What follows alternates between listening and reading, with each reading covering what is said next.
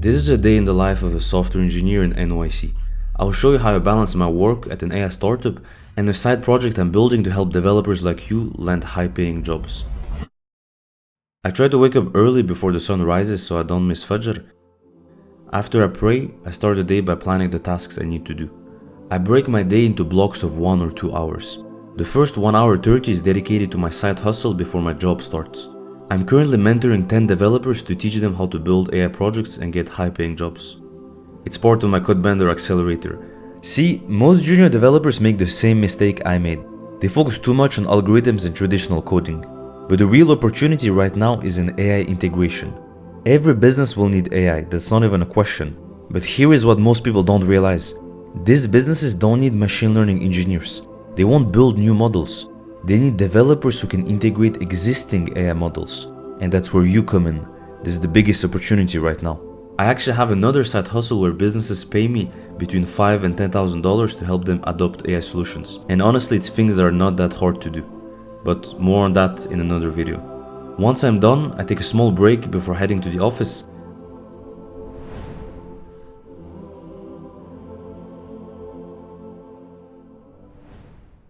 Time to go.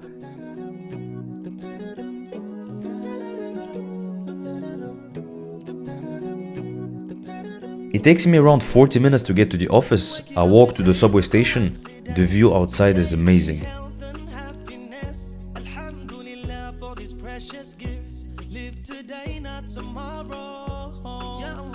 My neighborhood is super quiet, clean streets, and you have a full view on Manhattan skyline.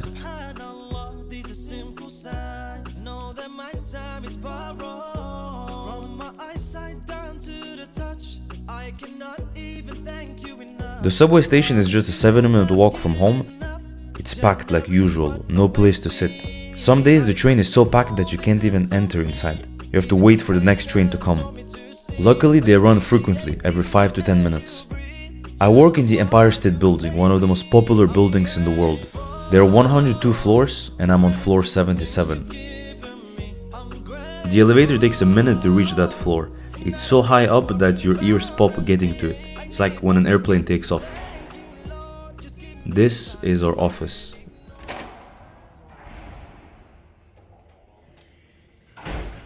We have a view on the full city. It's surreal.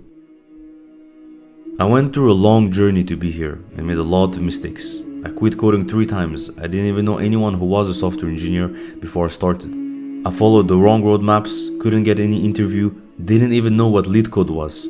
This probably made me waste a few years of time. But after a lot of research, I figured out tactics and hacks to get a lot of interviews. And now I work as a senior software engineer. I've actually made a list of 100 companies that are hiring right now or that I believe are about to start now. It's all AI startups that raised money recently, pay a good salary. Check the link in the description if you want to get it for free. I come from a small place. I was born in Ingushetia, a small mountain nation of 500,000 people. We lived in Grozny when the war started and had to leave. My family moved to a tiny city in Belgium. This is where I grew up. I never imagined I would be here. But for some reason, when I was a kid and people would ask me where I wanted to work in the future, I would say I wanted to be on top of some huge building. I have no idea why, but for some reason this is what I imagined, being on top of some huge building overlooking the city. I forgot that vision until I started working here. It's funny how it materialized. 9 AM, my day starts with stand-up.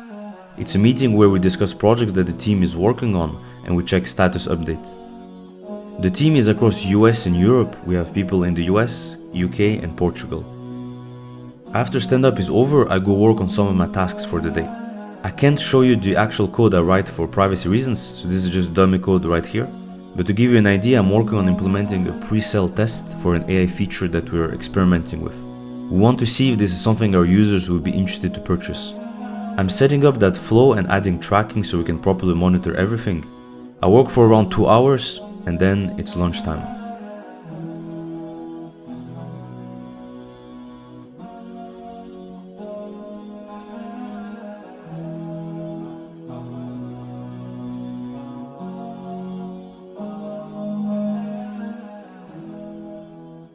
I'm going to meet a friend outside. You might actually know him. He's an engineer at Google and he also has a large YouTube channel.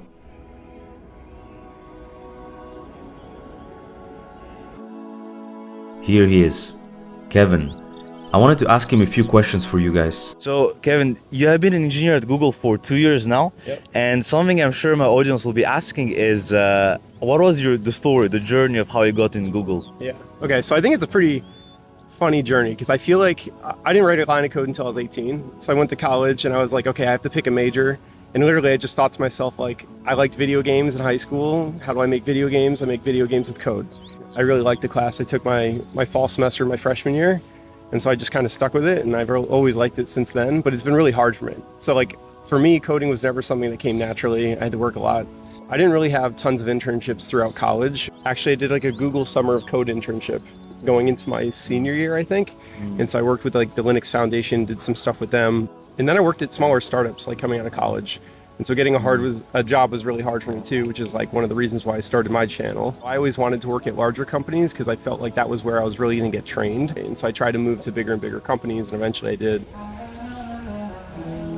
Back in the office, I continue work where I left off. There are a few PRs to review, that's the routine. And like, how often were you changing companies? I changed, I think, close to every year and a half. It kind of depended on which company I was at and how I liked it. But for me, I never minded changing companies. I think selfishly, I'm like, it's your life. You have to do what makes you happy. You should try and be as happy as possible every day. And if that's... And it's kind of standard, right, in the industry, like 1 year and a half? I think so. To yeah. change. And again, to me, at the end of the day, it really just comes down to like, if I'm not enjoying what I'm doing or I'm not as happy as I can be, I'd rather move somewhere else.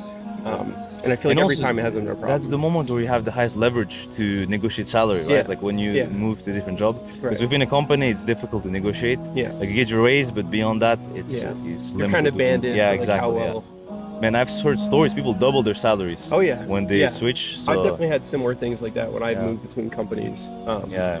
And I don't know. I think again, to me, it's the larger outlook where I'm like, if I'm not enjoying this, or I think there's something that I'll enjoy more, I'd rather move towards that. Awesome, man. Awesome. Yeah. I appreciate that a lot. Of course, Thank dude. you. Our team from Europe is off in the afternoon, so it's calmer. I make my focused work now. I like to work in 2-hour chunks. I take a small prayer break, and then back to work. I'm in the growth engineering team. Our goal is essentially to help our company make more money. So we run A/B tests, experiments, promos, we look for ways to get more users, we work very closely with the marketing team. It's a pretty cool job. Not many people know about growth engineering, but if you're into that stuff, I highly recommend. Companies love engineers who have some business or marketing intuition. And if you can show them that you can make them more money, that you can help them grow, they will happily hire you. 6 p.m, I'm done with work. Now I'll just handle some personal stuff.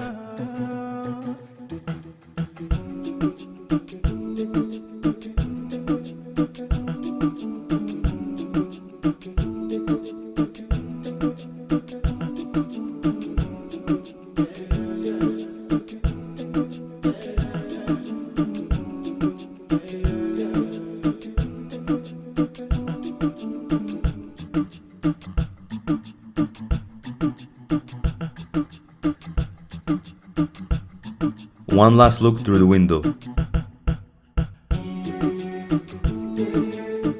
Thank you for watching, my brothers. If you want to learn how you can get a job like this one, check out this video that I made for you.